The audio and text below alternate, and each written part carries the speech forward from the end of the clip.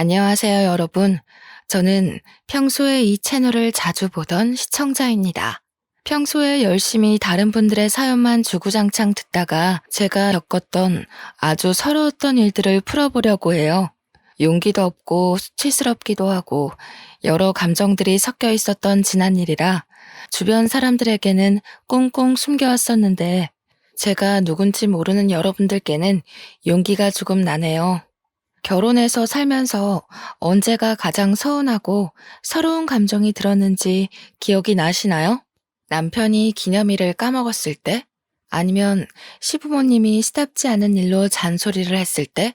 저는 임신했을 때가 가장 서럽고 서운했었습니다. 원래 임신했을 때 느낀 서러움은 평생을 간다고들 하잖아요. 지금부터 제 이야기를 시작해 보도록 하겠습니다. 지금의 저는 40을 바라보는 30대 후반에 접어든 나이이지만 20대 시절의 저는 정말 예뻤어요. 제 스스로 예쁘다 하고 느끼는 게 아니라 정말 주위에서 너는 예뻐서 좋겠다, 예뻐서 부럽다 할 정도로 괜찮은 외모를 가지고 있었습니다. 친구들이랑 술을 마시러 나간다거나 아니면 약속이 있어서 밖에 나가면 꼭 번호를 물어보는 남자들이 한둘은 있을 정도로 화려하고 예쁜 외모를 가지고 있었습니다. 물론 지금도 크게 못나진 건 아니지만 확실히 젊음이라는 게 예쁨을 더 돋보이게 하는 것 같긴 하더라고요. 제가 20대 초중반에 신나게 연애도 즐기고 나가서 놀고 하다가 어느 날 문득 그 생활 자체가 너무 귀찮고 재미가 없더라고요. 그때 처음 저는 컴퓨터 게임이라는 것에 빠져들기 시작했어요. 처음에는 어떻게 하는지도 몰라서 우왕좌왕 하다가 게임 세상 안에서 친구들이 생기고 하나둘 저를 도와주면서 같이 게임을 하다 보니 재미가 있더라고요. 제 캐릭터의 레벨이 오르는 것도 재미가 있고 캐릭터의 장비가 맞춰질수록 점점 강해지는 것도 너무나도 재미있었습니다. 하루가 어떻게 흐르는지도 모를 정도로 푹 빠져서 방 밖으로 나오지도 않고 하루 종일 게임만 했어요. 밤을 새워서 게임을 하고 아침에 해가 뜨면 잠깐 자다가 점심때쯤 일어나서 다시 게임을 하고 그런 생활을 반복했습니다. 허구한 날 나가서 술 먹고 놀던 제가 밖에 나가지를 않고 방에 틀어박혀 있으니 부모님은 슬슬 걱정하기 시작하셨어요. 제가 무슨 일이라도 겪은 건 아닌지 은근히 제 눈치를 보시면서 물어보기도 하셨었어요. 하지만 제가 게임에 빠져서 그렇다고 솔직하게 이야기를 할 수도 없는 상황이긴 해서 대충 얼버무리고 방문을 잠그고 게임을 하기 시작했습니다. 제가 게임을 하면서 친해진 사람이 하나 있었는데 저보다 1살 많은 오빠였어요. 게임을 오래 했다고 하더니 정말 모르는 거 없이 척척 미션도 해주고 장비도 맞춰주고 저를 위해 돈까지 써가면서 제 캐릭터를 업그레이드 해주었습니다. 물론 본인의 캐릭터도 엄청나게 좋아서 게임 안에서 상당히 유명한 사람이었습니다. 처음에는 접속 시간을 맞춰가면서 같이 게임하는 정도는 아니었는데 시간이 조금 지나니까 저한테 휴대폰 번호를 물어보더라고요. 게임을 이왕이면 같이 접속해서 움직이는 게 좋을 것 같다고 하기에 좋다고 휴대폰 번호를 알려주었습니다. 그렇게 하루 24시간 중에 18시간 같이 게임을 하면서 지내다 보니까 서로에 대해 많은 것을 알게 되었습니다. 보통 잠은 몇 시간을 자는지, 취미는 게임이고 직업은 뭔지, 어떤 삶을 살아왔는지 같은 이야기들 말입니다. 그걸 게임하면서 중간중간 썰을 풀듯 이야기를 하다 보니까 자연스럽게 서로에 대한 깊은 이야기들을 나누게 되었어요. 당연한 수순으로 정이 들었고 게임에 접속하지 못하는 날이 생기면 기다리게 되고 마음 한구석이 허전해지더라고요. 제 이야기를 들은 친구들은 남자친구가 없어서 그런 마음이 생기는 거라고 소개팅이라도 하라고 했지만 이상하게 싫었습니다. 게임 캐릭터 때문에 알게 된 사람이지만 이미 정이 많이 들어서였을까요? 다른 남자를 만난다는 게 좀 바람 피우는 것 같은 느낌이 들었어요. 한마디로 저는 게임 속 세상에서 알게 된 사람과 연애를 하고 있는 듯한 기분을 가지게 된 거죠. 그러다 보니 게임 캐릭터가 아닌 이 사람의 진짜 얼굴이 문득 궁금해지는 게 아니겠습니까? 그래서 은근슬쩍 메신저의 프로필 사진을 훔쳐보기 시작했어요. 언젠가 그 오빠가 자기 사진으로 프로필 사진을 바꾸어 놓았는데 너무나도 잘생긴 거예요. 순간 내 전남친들도 이렇게 잘생긴 애가 없었는데 하는 마음이 들어서 깜짝 놀랐습니다. 저도 당연히 제 얼굴로 프로필을 해두었고 그렇게 휴대폰 메신저를 통해서 대화를 나누다 보니까 진짜 연애를 하는 기분이 들었습니다. 은근슬쩍 서로의 연애에 대해 질투하듯 이야기도 하고 언젠가부터는 게임보다 사생활에 대한 이야기를 더 많이 나누게 되더라고요. 그러다 보니 제가 막 애가 닳기 시작하는 겁니다. 딱 한 번만 실제로 만나보고 싶다. 그런 위험한 생각을 하게 되었어요. 이미 게임 세상 속에서 저희는 연애를 하는 거나 다름이 없었으니까 만나도 똑같을 거라고 생각하기도 했고요. 잘생긴 얼굴이 제 머릿속에서 벗어나질 못했죠. 슬쩍 사진이 오빠 얼굴 맞냐 하고 물어보니까 웃더라고요. 그러면서 여러 사진을 보내주는데 하나같이 죄다 잘생긴 그 얼굴을 하고 있었습니다. 저도 나름 예쁘다는 소리를 듣고 살았고 제 얼굴에 자신감도 있었으니까 한번 만나보고 싶다고 이야기를 했어요. 그런데 현실적인 문제는 여기부터 시작이 되었습니다. 저는 서울에 살고 있었고 오빠는 부산에 살고 있었거든요. 한번 만나려면 기차나 버스를 타고 부산까지 가거나 오빠가 서울까지 와야지만 만날 수 있었어요. 저는 고민이 되긴 했지만 이미 제가 애가 달아있는 상태에서 내빼는 것도 이상하다 싶어서 부산으로 가겠다고 했어요. 때마침 친구들도 부산 여행 가자 하고 말이 나왔던 상태라서 친구들이랑 놀러 가는 김에 저녁이라도 한 끼 하면 되겠다 싶었습니다. 제가 부산에 간다고 하니까 좋다고 하더라고요. 대망의 부산 여행일이 다가오고 친구들에게 둘째 날 저녁에 약속이 있어서 그날은 알아서 놀다 가라고 했어요. 친구들도 부산에 있는 클럽에 놀러 가겠다고 해서 저에게 배신자니 따로 논다고 뭐라 하는 것 없이 알겠다고 하더라고요. 둘째 날이 되고 친구들은 이미 나갔고 저는 오빠의 연락을 기다리면서 몇 시쯤 볼 수 있냐고 물어봤습니다. 그런데 계속 30분만 있다가 이러면서 약속 시간을 미루는 게 아니겠어요? 만나기로 해놓고 자꾸 코앞에서 30분만 있다가 보자 하는 식으로 약속을 미루니까 제가 슬슬 화가 나더라고요. 그래서 그랬죠. 만나기 싫으면 싫다고 이야기를 하라고. 언제까지 사람 기다리게 할 거냐? 그냥 클럽이나 가겠다고 했습니다. 그러니까 한숨 쉬면서 지금 보자고 근데 너무 충격받지 말라고 하더라고요. 순간 이 오빠가 유부남인가? 하는 생각이 들었지만 끽해봐야 20대 후반인데 벌써? 하는 생각도 들었고요. 약간 불안한 마음이 들긴 했지만 스스로 잘 달래고 약속 장소에 나가서 오빠를 기다렸습니다. 그런데 진짜 충격을 먹을 수밖에 없는 일이 벌어졌어요. 약속 장소에 나온 사람이 제가 알던 그 사진 속 꽃미남이 아니라 완전 거구의 야수가 나온 겁니다. 몸도 씨름 선수처럼 퉁실퉁실해가지고 얼굴은 정말 사람이 이렇게 생길 수가 있나? 이거 코믹 만화 아니야? 싶을 정도로 생긴 거예요. 그냥 딱 야수. 야수나 다름없는 사람이 나타나서 수줍게 저한테 손을 흔드는데 순간 배신감이 왕창 들었습니다. 그래서 저는 누구신데 저한테 인사를 하냐고 차갑게 이야기를 했어요. 그러니까 뻘쭘해하면서 이야기를 하더라고요. 사실은 얼굴에 자신감이 없어서 친구 사진을 빌려다가 썼다고요. 저는 정말 깊은 배신감도 들고 얼굴이 못생겨도 너무 못생겨서 정이 한순간에 확 떨어지고 말았습니다. 그래도 일단 밥은 먹자고 약속은 해둔 탓에 어쩔 수 없이 마주 앉아서 밥을 먹는데 진짜 할 말이 없었습니다.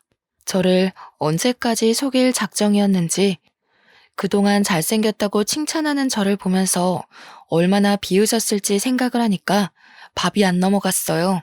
그대로 헤어지기 시간이 좀 애매해서 2차로 조개구이 집에 가서 소주를 먹기로 했는데 뜨거운 새우구이를 일일이 까서 제 그릇 앞에다가 두더라고요.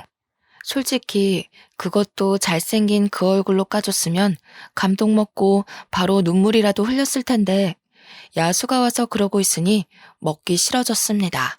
손끝이 빨갛게 익은 걸 보면서 솔직히 좀 마음이 동하긴 했지만 얼굴을 보면 그 생각이 싹 사라졌어요.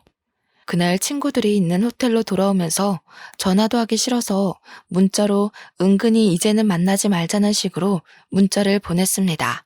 저한테 대놓고 내가 못생겨서 그래? 이러는데 순간 맞아 라고 하면 제가 너무 나쁜 여자가 될 것 같더라고요. 그래서 그냥 성격이 좀 안 맞는 것 같다고 돌려서 이야기를 했어요. 그런데 부산에 다녀와서도 게임 속에서 자꾸 저를 챙기는 게 아니겠어요? 저야 뭐 따라다니기만 하면 척척 장비가 생기니까 편하긴 했지만 얼굴도 이미 마주한 상태에서 딱 잘라내고 싶었기에 좀 불편했어요. 그런데 저한테 신경 쓰지 말고 게임만 재밌게 즐기자고 하더라고요. 그래서 에라 모르겠다는 심정으로 열심히 게임만 즐기기로 마음을 먹었습니다. 세상에 그런 속담이 있잖아요. 10번 찍어서 안 넘어가는 나무 없다고. 제가 딱 그 꼴이었습니다. 저한테 너무 잘해주니까, 모든 걸 저한테 맞춰주니까 은근히 그런 생각이 드는 거예요. 얼굴이야 뭐 평생 보고 살 것도 아닌데 잠깐 연애만 하는 거면 이렇게 자상한 사람도 괜찮지 않을까? 하는 생각이요. 저한테 계속 지고지순하게 잘해주고 저만 챙겨주고 무조건 저를 1등이라고 생각해주는 남자가 흔하지는 않으니까요. 그동안 잘생긴 애들이랑 연애했을 땐 꼴값을 다들 했거든요. 바람을 핀다던가 저를 무시한다던가 하는 그런 은근한 우위 선점 같은 거요. 못생겼으니까 여자 문제도 당연히 없을 거고 저한테 하는 행동만 보면 너무 젠틀하고 괜찮은 사람이다 하는 생각이 들었어요. 그때라도 게임을 접었어야 했는데 바보 같았던 저는 홀라당 그 사탕 발림에 넘어가 버렸습니다. 연애를 시작하고 나서부터는 저한테 더욱더 지극정성으로 잘했어요. 서울에서 부산 장거리 연애였음에도 불구하고 한 달 중에 보름을 서울에 와서 지냈거든요. 제가 지나가는 말로 와 저거 예쁘다 하면 꼭 선물로 안겨주고 데이트할 때도 저한테 돈 한 푼 못 내게 했습니다. 그렇게 8개월 동안 시간 가는 줄도 모르고 친구도 안 만나고 연애만 즐겼어요. 얼굴은 자꾸 보니까 어느 순간부터 익숙해지더라고요. 세상에 제 중심으로 돌아가는 남자친구를 보니까 30의 나이에 이 사람이랑은 결혼해도 괜찮겠다 싶었습니다. 때마침 친척이 서울에서 사업을 하는데 남자친구가 거기 취직을 하게 되었다며 서울에 집을 구했다고 했어요. 소형 아파트긴 하지만 집에서 전세로 구해다 줬으니 몸만 오라고 웃으면서 이야기를 하는데 혹했습니다. 집에도 만나는 남자친구가 있다고 말을 해두었고 남자친구네 집에서도 저를 만나는 걸 알고 있어서 서울로 취직하는 걸 말리지 않았다고 했어요. 은근히 같이 지내는 시간이 많아지니까 아예 같이 살고 싶다고 이야기를 하더라고요. 그래서 양가의 허락을 받고 결혼을 준비하게 되었습니다. 물론 저희 부모님이 남편의 얼굴을 보고 처음에는 너무 놀라서 말도 제대로 못하시고 결혼 꼭 해야겠냐고 저를 말리기도 하셨죠. 키는 거의 190에 육박하고 몸무게도 100kg인 거구의 남자한테 딸을 시집 보낸다니까 마음이 좀 그러셨나 봐요. 그런데 남편이 저한테 하는 모습을 보고는 결혼해도 잘 살 것 같다면서 결국엔 허락을 해주셨어요. 상견례 자리를 마련했고 훈훈한 분위기에서 진행이 되었습니다. 경상도 집안에 누나가 둘이나 있는 남편의 가정 환경이 은근 걱정되긴 했는데 신우들이 정말 좋은 사람들이었어요. 저한테 막내를 데려가줘서 고맙다고 우리 막내 잘 챙겨주라며 제 손을 꼭 잡아올 때는 이게 시집살이인가 싶긴 했지만 오해였어요. 정말 순수한 마음에서 저에게 고맙다고 인사를 한 것이더라고요. 양가 분위기 훈훈하고 집 문제도 해결됐으니 식장만 잡아서 결혼하면 끝이다 싶었습니다. 결혼식도 일절 저에게 맞춰주시겠다고 돈만 주시겠다고 해서 완전 땡 잡았구나 싶었죠. 저한테 예물도 엄청 잘 챙겨주셨고요. 결혼식은 정말 축복의 끝이었어요. 미처 몰랐는데 남편네 집이 정말 대가족이었더라고요. 경사났다고 온 가족이 출동해서 저한테 용돈도 다 챙겨주시고 결혼해서 너무 보기 좋다고 축하를 아끼지 않으셨습니다. 이게 바로 가족 내력인가 싶을 정도로 저를 너무 아껴주시는데 그래, 사람은 얼굴만 보고 판단해서는 안 된다 하는 생각이 들었죠. 너무나도 축하를 받은 탓인지 저는 결혼 3개월 만에 임신을 하게 되었습니다. 제가 평생을 다이어트를 하고 살던 사람이었거든요. 조금만 먹어도 바로 살이 오른 게 눈에 띄는 체질이었기에 저는 밥을 항상 칼로리 계산을 해가면서 먹었었어요. 그런데 임신을 하고 나니까 그 고삐가 풀리고 말았던 거죠. 아기가 먹고 싶어서 먹는 거야. 이게 다 영양분이 될 거야 하는 생각으로 밥을 생각 없이 먹다 보니까 살이 너무 찌는 거예요. 게다가 입덧도 먹덧으로 오는 바람에 하루 종일 입에 뭔가를 달고 있지 않으면 안 될 정도로 먹을 걸 찾아다녔어요. 처음에 남편이나 시부모님이나 정말 잘 먹어서 보기 좋다면서 그간 너무 말라서 애나 낳을 수 있을까 싶었는데 살 오르니까 보기 좋다고 해주셨어요. 그런데 제가 볼 때마다 살이 오르니까 남편도 시부모도 저한테 은근히 또 먹냐? 또 먹게? 이런 말을 하시더라고요. 사실 제가 만삭 때까지 거의 30kg가 쪘거든요. 다른 산모들은 12kg에서 15kg 정도로 살이 찐다고 요즘은 임신해서도 몸매 관리한다고들 하더라고요. 병원에서도 저한테 오죽하면 임신 당뇨가 올 것 같다면서 먹을 거를 좀 줄여야 한다고 했을 정도였습니다. 처음 살 오를 때 보기 좋다고 했던 시댁 식구들은 이제 저한테 그만 먹으라는 눈치를 줄 정도였고요. 시부가 좀 말을 막 하는 성격이시거든요. 저한테 왜 이렇게 처먹니? 하시는데 임산부한테 처먹냐는 말이 나오니 서럽더라고요. 제가 밥을 먹으려고 부엌에 가면 너 아까 과자 먹지 않았어? 또 밥을 먹게? 하면서 눈치를 주고 밥 먹고 나서 후식으로 과일이라도 먹으려고 하면 이게 다 당분인데 또 먹게? 하면서 남편이 자꾸 꼽을 주는 겁니다. 저한테 뭐라고까지 했는지 아세요? 볼 건 얼굴밖에 없었는데 너도 이제 한물 갔다. 이러는 게 아니겠어요. 시부는 제가 시부 생신 때 무거운 몸을 이끌고 축하드리겠다고 부산까지 갔는데 걷는 게 뒤뚱뒤뚱 하다면서 하마 같다고 놀리시는 거예요. 순간 수치심에 눈물이 핑 돌고 자존심 상해서 울고 싶지는 않고 남편은 진짜 숨 넘어가게 웃고 미친놈인 줄 알았어요. 제가 아무 말도 못하고 있자 작은 신우가 대신 화를 내주었어요. 그러자 시부가 콧방귀를 뀌면서 가족끼리는 그럴 수도 있지 않냐 이러는 게 불편하냐고 저한테 계속 대답해 보라고 하셨어요. 그래서 저도 용기 내서 말했죠. 좀 불편합니다 하고요. 그러니까 시부가 막 얼굴이 시뻘개져서는 노발대발 하시더니 하나뿐인 며느리가 이쁨 받을 줄도 모르는 애라면서 화를 내시더라고요. 아니 언제는 솔직하게 말하래서 솔직하게 말한 것뿐인데 진짜 시무는 그런 제가 마음에 걸렸는지 살쪄도 너무너무 예쁘니까 더 먹으라고 반찬 밀어주시고 시누이들도 제 편을 들어줬어요. 임신했을 때 서러운 기억이 얼마나 오래 가는지 아냐면서 임신했을 때 잘 먹어야지 하고 남편한테 눈치도 팍팍 주시고요. 그랬더니 남편 놈이 제가 먹을 걸 다 먹어서 자기가 살이 빠지고 있다는 말도 안 되는 소리를 하더라고요. 100kg였던 남편. 살이 더 쪘으면 쪘지 절대로 두 자릿수 내려온 적이 없었거든요. 오히려 살을 빼야 하는 수준인데 그런 식으로 이야기를 하니까 너무 기분이 나쁜 거예요. 살이 1kg라도 빠져서 99kg만 됐어도 제가 그냥 무시해야지 했을 텐데 저 만나고 단 한 번도 두 자릿수가 된 적이 없었던 사람이었거든요. 제가 기분이 너무너무 나빠서 서울에 돌아오면서 나 앞으로는 몸 무거워서 부산에 못 가겠다. 너무 힘들다 했어요. 그러면서 오빤 왜 자꾸 나한테 살쪘냐고 뭐라 하냐고 내가 그냥 먹기만 해서 찐 게 아니라 애가 생기면서 호르몬 때문에 이렇게 된 거 아니겠냐고 서러움을 토로했죠. 남편이 저를 한번 힐끗 보더니 다른 산모들은 죄다 10kg에서 조금 더 찐다는데 너는 무슨 새쌍둥이 가진 사람처럼 쪘잖아 하는 거예요. 먹는 거 다들 조절하고 다들 살 안 찌려고 노력하고 한다는데 자기가 잡힌 어장 속 물고기 같냐면서 자기한테 잘하래요.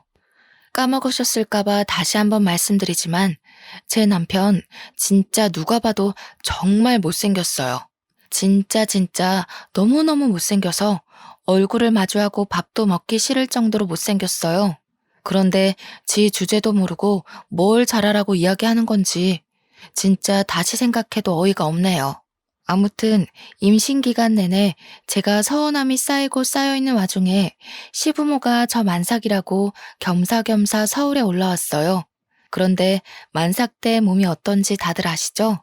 조금만 걸어도 다리가 퉁퉁 붓고 몸이 무겁고 허리가 당기고 어깨도 아프고 오래 걷는 게 힘들고 지치고 숨만 쉬어도 죽겠는 몸을 하고 있는데 시부가 자기 쇼핑을 좀 시켜달라고 하는 겁니다.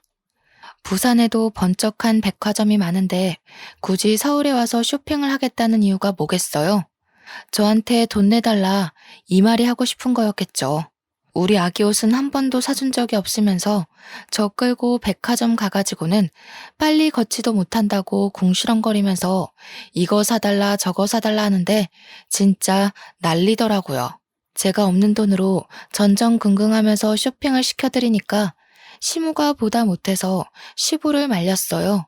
얘네 이제 곧 애기 태어나면 들어갈 돈도 많은데 왜 자꾸 돈 쓰게 시키냐고. 시부한테 한마디 하니까 백화점 한복판에서 시부가 저를 확 째려보는 겁니다. 그러더니 야, 내가 며느리한테 이것도 못 받냐? 이게 1,000만 원짜리도 아닌데 왜 그래? 하시는데 주위 사람들 다 쳐다보고 저보고 그 정도 능력도 없냐고 남편이 벌어다 준 돈 어디다 다 쓰고 왔냐고 하시는 거예요. 누가 들으면 남편이 정말 월급 1,000만 원쯤은 턱턱 가져다 주는 사람인 것 같지 않나요? 우리 남편 친척네 사업체에서 낙하산으로 겨우 들어가 일하면서 월급 300만 원 받아오는 처지인데요. 제가 건물을 가지고 있는 것도 아니고 만삭 임산부가 돈이 있어봐야 얼마나 있겠어요.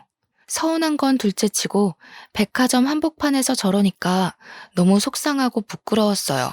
그렇게 출산일이 다가오고 진통이 생각보다 빨리 와서 바로 출산 준비를 했어요. 첫 출산은 오래 걸린다더니 정말 하루를 꼬박 앓고 아이를 건강하게 무탈하게 출산했습니다. 우리 부모님 한달음에 달려오셔서 제 몸부터 살펴봐 주시고 저한테 잘했다, 고생했다 하시면서 눈물을 흘리셨어요. 그러는 동안 저희 남편은 뭐 하고 있었는지 아세요? 뒤에 소파를 떡하니 차지하고는 코 골면서 자고 있었습니다. 남편이 소파를 차지하는 바람에 부모님은 내내 앉을 자리 없이 서 있어야 하셨고요. 뒤늦게 오신 시부모님이 코 고는 남편 보고 헛기침을 하시더라고요. 저희 부모님 눈치가 보였는지 시모가 남편을 깨우려고 하니까 시부가 왜 깨우냐고 내버려두라고 하더라고요. 우리 부모님이 불편한 기색을 보이니까 좀 조용히 이야기하소, 우리 아들 깨요 하는데 저 진짜 우라통이 터져가지고 혼났네요. 시모가 놀래서 여보 이러면서 우리 며느리가 고생했지 저놈이 한 게 뭐가 있냐고 당장 깨우라고 하는데 시부가 바깥일 하고 온 아들 불쌍하지도 않냐고 주말이라서 출근도 안 했고 밤새 게임하느라 저렇게 처자고 있는 건데도 말이죠. 우리 부모님도 뭐라 더 할 말이 없으신지 남편은 쳐다보지도 않으시고 저만 챙겨주셨어요. 시부는 아나무인처럼 아들 편들고 시모만 가운데서 계속 제 눈치 보랴 친정 부모님 눈치 보랴 바쁘셨어요. 조리원에 가서도 남편은 완전 무신경의 극치였습니다. 가서도 내내 휴대폰 보느라 애가 모유 수유를 하러 방으로 올라왔는데도 신경도 안 쓰더라고요. 게임이 아무리 즐거워도 자기 새끼가 태어나서 방에 올라오는데 눈길 한 번 안 줄 수가 있나요? 제가 신경질을 자꾸 내니까 자기도 짜증이 난 건지 뭔지 괜히 저한테 더 틱틱거리더라고요. 저한테 뭐라는 줄 아십니까? 제가 마사지를 받으러 가니까 저 대신 자기가 한 번만 받으면 안 되겠냐요. 일하고 게임하고 하느라 어깨도 아프고 몸도 찌뿌둥하다면서 마사지 5번이나 받을 건데 그중 한 번만 양보를 하래요 글쎄. 제가 너무 열이 받아서 너 그냥 집에 가라고 얼굴 보기도 싫으니까 그냥 집에 가서 너 하고 싶은 거 하고 있어라.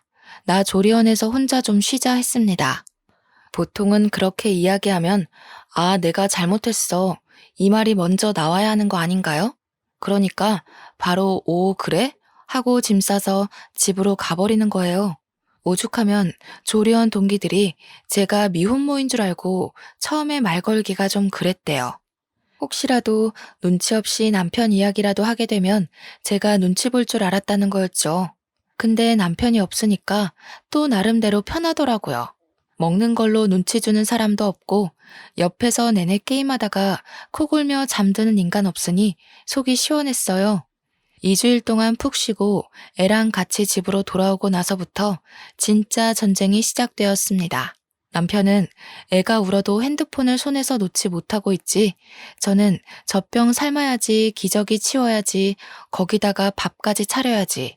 애는 시도 때도 없이 울고불고 하는데 분유 잘 먹이고 트림 제대로 못 시켜서 와르르 다 토해버리지. 그거 치우고 있는데 남편 놈은 옆에서 밥 언제 주냐고 저한테 배고프다고 난리지. 제가 너무 열이 받아서 남편한테 소리를 꽥 질렀습니다. 네가 좀 차려 먹어라 제발. 너는 손이 없냐 발이 없냐? 내가 애 보는데 네 밥까지 차릴 정신이 어디 있겠냐고 집안 꼴 좀 보라고. 다른 집 남편들은 밥도 차려줘, 쓰레기도 버려줘, 애도 봐준다는데 도대체 네가 집에서 하는 게 뭐가 있냐고 고래고래 소리를 질렀어요. 그러니까 저한테 손목에 차고 있던 시계를 풀어서 던지는 게 아니겠어요? 제가 너무 놀래서 입을 떡 벌리고 남편을 쳐다보니까 그제서 지도 좀 오바했다고 느낀 건지 A씨 이러면서 집을 나가더라고요. 그때 처음으로 저는 이혼을 결심하게 되었습니다. 고작 1년 2개월 만에 이혼을 결심했으니 제가 얼마나 고통스러웠을지 짐작이 가시나요? 그날 이후로 저는 남편하고 말도 섞지 않고 제가 할 일만 최소한으로 하고 애만 봤어요. 그랬더니 남편이 슬슬 제 눈치를 보면서 저한테 화풀납시고 말을 슬쩍 거는데 저보고 뭐라는 줄 아세요? 저 때문에 화가 나서 시계를 던지는 바람에 고장이 났으니 좋은 시계 하나 사주면서 화해하자는 성의를 보이래요. 이게 말인지 방귀인지 제가 목 끝까지 욕이 차올라서 남편한테 미친놈이냐고 한마디 하고는 쭉 무시했네요. 그렇게 아이 100일 잔치가 다가오고 저는 대충 100일 잔치 상차림을 인터넷으로 주문해서 그런데 시부모님이 아이 100일이라고 서울에 오신 겁니다. 시부가 조촐하게 차린 상을 보고 차린 게 없다면서 궁시렁거리는 거예요. 꾸역꾸역 애기 보고 싶다고 100일상은 제대로 안 할 거라고 이야기했는데도 서울까지 와놓고 저한테 차린 게 없다면서 면박을 주니 할 말이 없더라고요. 저한테 갈비찜 정도는 해놨어야 하는 거 아니냐고 저녁상은 뭘 차려줄 거냐길래 남편을 쳐다봤습니다. 애기 보느라 정신도 없는 와중에 남편은 멀뚱히 서 있기만 하니까 제가 열이 받아서 남편 보고 야, 밥이나 차려라 하니까 남편이 내가 왜? 이러더라고요. 그래서 네가 애기 볼 거냐? 아니면 배달이라도 시키라고 신경질 내면서 이야기하니까 시부가 씩씩거리면서 또 뭐라 하는 거예요. 어디에 시부모가 왔는데 배달 음식을 시키냐고 미리미리 전날부터 준비했으면 될 거 아니냐고 저한테 난리 법석을 떨더라고요. 그러니까 그제야 시모가 애 보느라 정신없을 텐데 미리미리 준비하고 말고가 어디 있냐고 나가서 사 먹자고 하셨어요. 그러니까 남편이 저한테 야, 너는 든든한 시모 있어서 좋겠다 이러는데 진짜 맘 같아서는 주둥이를 때리고 싶었습니다. 제가 얼마나 고생했냐면요. 애 돌날이 올 때까지 살이 20kg 이상이 빠졌어요.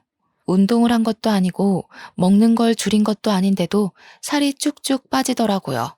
스트레스 받고 잠도 못 자고 지쳐서 빠진 살이었습니다. 피가 마르는 고통을 참아내느라 빠진 건데 속 편한 남편 새끼는 저한테 더 빼야겠다. 그래야 내가 사랑했던 모습이 나올 것 같아. 이딴 소리나 짓거리더라고요. 확실히 나이가 들어서 그런가 늙으니까 살이 빠져도 예전 얼굴은 안 나온다. 이러는데 지는 거울도 안 보나 봐요. 제가 살 빠지고 나서 편의점에 급하게 마실 거 사러 나갔다가 번호 따인 적도 있거든요. 지는 생긴 것도 못생긴 게 저러니까 너무 짜증났습니다. 결정적인 사건은 우리 부모님이 아기 본다고 집에 놀러를 오신 날이었습니다. 그날 제가 고생하는 걸 옆에서 지켜보시고는 밥까지 차리게 할 수 없다고 밖에 나가서 몸보신도 할 겸 소고기를 먹자고 하셨어요. 그러니까 핸드폰 게임만 하고 있던 남편놈이 갑자기 자기가 급한 일이 있어서 밖에 나가서 고기를 먹기가 좀 그렇다는 겁니다. 세상에 주말 저녁에 바쁜 일이 뭐가 있길래 저렇게 이야기를 하나 싶어서 제가 물어봤어요. 무슨 일이냐고요. 그러니까 저한테 쓱 오더니 게임하는 사람들끼리 뭐 사냥을 하기로 했다면서 밖에 나가서는 게임을 못하니까 안 된다는 겁니다. 제가 너무 어이가 없어서 남편 보고 너 하나 빠진다고 큰일 나는 거 아니지 않냐고 우리 부모님까지 오셨는데 이게 무슨 태도냐고 했죠. 남편이 한숨 푹 쉬면서 네가 이 게임을 몰라서 그렇지 사냥 한 번 하면 장비가 얼마나 대단한 게 나오는지 아냐고 저를 무슨 멍청이 취급을 하는 거예요. 아이템 필요한 걸 모으기도 해야 되고 팔면 다 돈이 되는 거라면서 못 가겠대요. 그랬더니 우리 부모님한테 그냥 집에서 라면이나 끓여 드시죠? 이러는 게 아니겠어요? 우리 부모님이 기가 막혀서 그게 무슨 소리냐고 그럼 자네는 집에 있으라고 우리 딸 데리고 소고기 먹고 오겠다면서 저보고 나가자고 하셨습니다. 그랬더니 남편이 그러면 자기가 양보할 테니 소고기 좀 싸와서 집에 와서 구워달래요. 진짜 미친놈 맞죠? 제가 빡쳐서 대꾸도 안 하고 부모님 모시고 나와버렸어요. 제 표정이 너무 안 좋고 그러니까 부모님도 한숨만 쉬시고 제 눈치만 보시더라고요. 아기 보러 온 좋은 날인데 이런 꼴만 보여드려서 저도 진짜 속상했습니다. 아빠도 화가 잔뜩 나셨는지 입을 꾹 다무시고 있는데 나중에는 저도 눈치가 보이더라고요. 엄마가 저한테 평소에 도대체 어찌하고 사는 거냐고 한마디 딱 하시는데 그때부터 눈물이 막 쉴 새 없이 떨어지는 거예요. 정말 예쁘다고 어딜 가도 빠지지 않던 딸인데 이런 취급 받으면서 사니까 부모님 속은 어떻겠어요? 그동안 서러웠던 일, 무시당했던 일, 짜증났던 일 모든 게 한꺼번에 휘몰아치면서 눈물이 뚝뚝 떨어지는데 아빠가 저한테 이혼하고 싶냐고 한마디 툭 던지시더라고요. 우리 아빠가 평소에 엄청 가부장적이고 저를 엄하게 키우셨었거든요. 그래서 제가 아빠 말에는 무조건 복종하고 또 아빠 무서워서 제가 뭘 어떻게 하고 싶다 이런 이야기를 잘 못했었어요. 그런데 먼저 이혼 이야기를 꺼내주시니까 갑자기 속에서 울컥하고 다 터져 나온 거예요.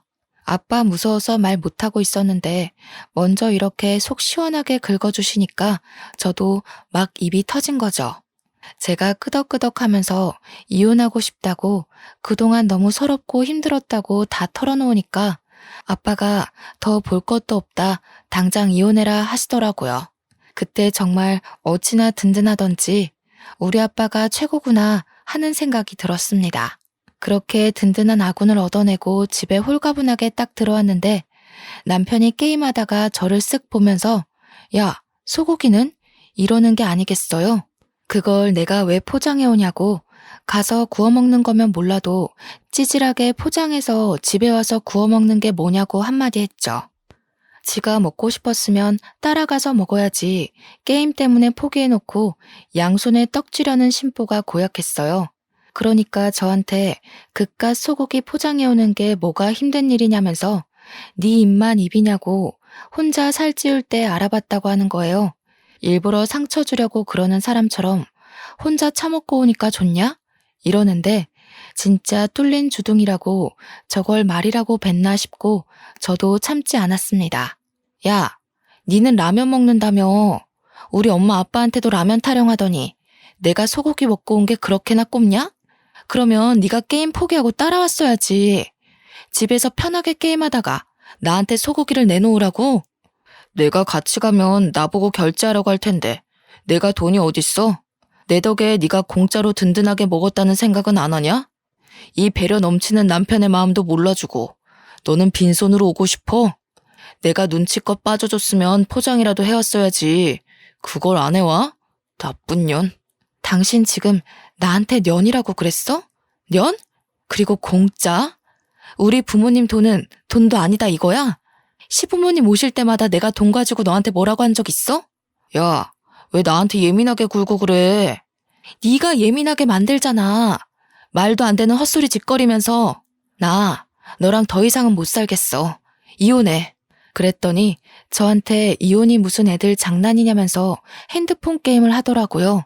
저는 진짜 고민 끝에 겨우겨우 뱉은 말인데 장난 취급하면서 제 말을 집중도 안 하고 게임에만 집중하는 걸 보니까 너무 열받았습니다. 마음 같아서는 냅다 아파트 밖으로 휴대폰을 던지고 싶은 심정이었어요. 너는 끝까지 게임. 아주 게임밖에 눈에 안 들어오지? 장난은 네가 하는 행동이 장난 같아 보인다 아주. 됐고 이혼할 거니까 그런 줄 알아. 네가 못하겠다고 버팅기면 소송이라도 할 테니까 그런 줄 알으라고. 제가 씩씩거리면서 이야기를 하니까 남편이 막 피식피식 웃는 거예요.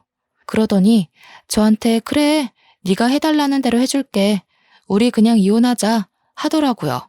저는 이 새끼가 뭘 잘못 먹었나 싶었지만 이게 웬 떡이냐 하는 생각이 들어서 당장 하자고 알겠다고 했습니다.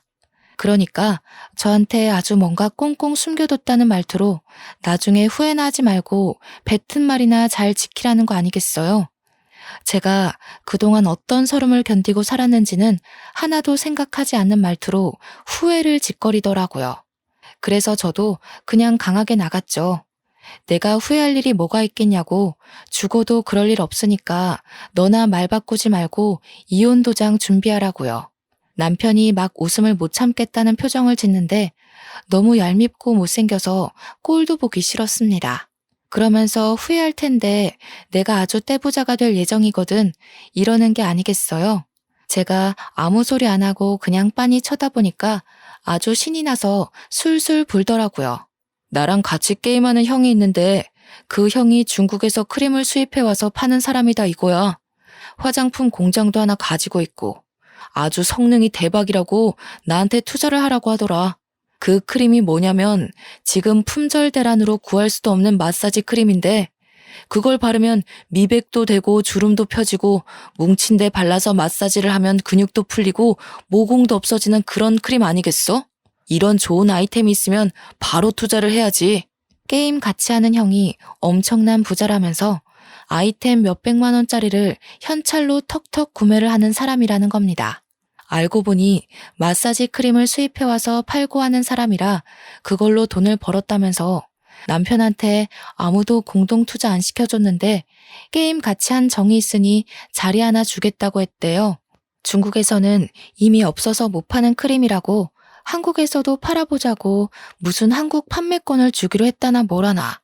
저한테 앞으로 수백억을 벌어올 건데 이혼하자고 하면 지는 좋다고 콩고물 떨어지길 기대도 하지 말라고 하더군요.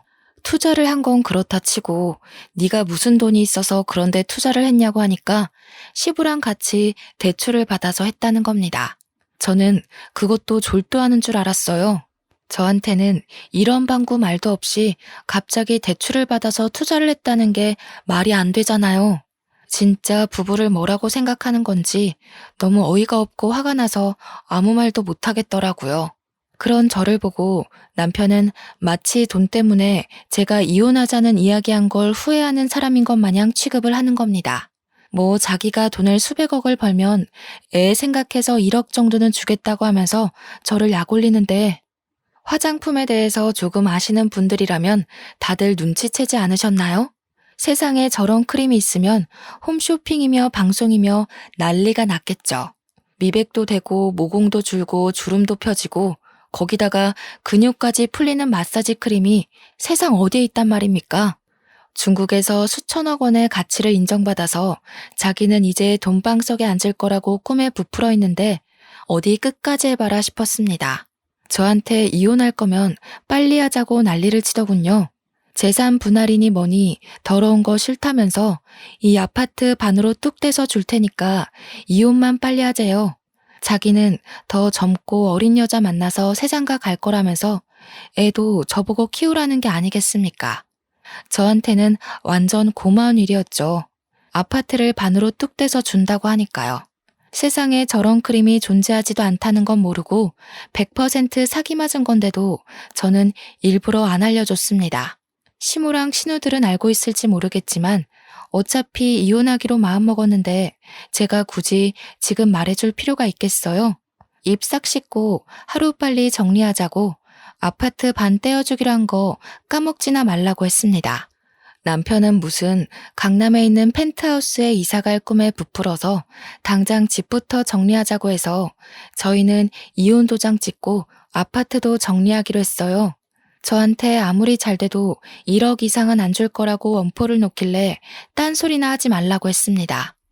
애가 있어서 협의 이혼도 3개월이나 걸리더라고요. 그 3개월 동안 저희는 아파트도 정리했고 남편은 오른 시세까지 쳐서 반을 뚝 저에게 떼주었습니다. 나중에 울고불고 다 늙어서 후회나 하지 말라고 애 핑계대고 돌아온다 해도 안 받아줄 거라고 저한테 신나서 이야기하더라고요. 3개월이 훌쩍 넘는 시간 동안 그 사기꾼이 남편한테 뭐라고 핑계를 댔는지는 모르겠지만 일주일만 기다리면 돈 들어올 거다 하면서 버티더라고요. 수익이 쉽게 들어오겠냐, 한 방에 주겠다, 제품이 곧 도착한다, 이런 식으로 남편을 깨어냈더라고요. 저는 강 건너 불구경한 셈이죠. 이혼하고서는 저는 빠르게 안정을 찾아가기 시작했어요. 꼴도 보기 싫은 인간이랑 떨어지니 세상 여유가 생기더군요. 친정에서도 아이 봐주는 걸 도와주시고 저는 6개월 만에 취업이라는 걸 할 수 있게 되었습니다. 뭐 대단한 회사는 아니지만 그래도 제 날짜에 월급이 따박따박 나오는 곳이었어요. 저도 이제 혼자 아이를 키우려면 경제적인 독립이 필요하긴 했으니까 내 평생 직장이다 생각하고 다니기로 마음먹었죠. 그렇게 시간이 흐르고 흘러서 전 남편의 소식을 전해 듣게 되었습니다. 사기꾼은 제가 취업을 할 시기쯤에 결국 잠수를 타버렸다고 했습니다. 남편이랑 시부는 대출을 1, 2천 받은 게 아니라 둘이 합쳐서 1억을 좀 넘기는 금액을 받았다 했어요. 그 돈을 들고 튄 사기꾼 잡는다고 남편은 다니던 회사도 그만두고 시부랑 전국 방방 곳곳을 돌면서 죽는다는 소리를 했대요. 경찰 수사를 맡겼다고 하는데 그런 사기꾼들은 잡는 것도 쉽지 않다고 하더라고요. 나중에 시모한테서 죽는 소리 들려서 이야기를 더 들어보니 우리 신혼집 정리했던 돈도 추가로 다 쏟아 부었대요. 그러니까 1억 조금 넘는 돈인 줄 알았더니 거의 5억 넘게 투자를 했던 거죠. 세상에 그런 크림이 있었으면 사기꾼 입으로 듣기 전에 입소문이 났겠죠. 만병통치약도 아니고 그런 크림이 어떻게 존재하겠습니까? 시모나 신우들만 알았어도 사기라고 이야기를 해주었을 텐데 시부나 남편이나 돈 욕심이 나서 가족들에게도 말을 안 한 거죠. 저는 이때다 싶어서 양육비 지급 소송을 냈고요. 내용 증명도 보냈습니다. 문자로 1억 주니 뭐니 하더니 사기 맞았다며? 하면서 염장도 지르고요. 남편은 집에서도 죽일 놈이 됐는지 저한테 새벽에 문자로 자니? 하고 뜬금없이 보내더라고요. 차단하니까 다른 번호로도 연락 오는데 다 차단하니까 계좌에 이런 식 보내면서 사랑했다, 보고 싶다, 다시 만나주라 연병을 하더군요. 그것도 스토커 처벌법으로 처벌이 되더라고요. 그래서 경찰 신고하고 조사받게 해주었습니다. 접근금지 신청하고 양육비나 지급하라고 매달 소장 보내고 있고요. 저는 스트레스도 사라지고 일하면서 바쁘게 지내니 예전 몸매로 돌아오더라고요. 살도 빠지고 활력 있게 사니까 주위에서 소개팅 시켜준다부터 시작해서 번호를 따가는 사람들도 있고 대시하는 사람들도 있어요. 그치만 남자라면 이제 치가 떨려서 아이랑 둘이 행복하게 살 예정이랍니다. 저의 홀로서기를 응원해주시면 감사하겠습니다. 긴 사연 읽어주신 여러분, 감사합니다.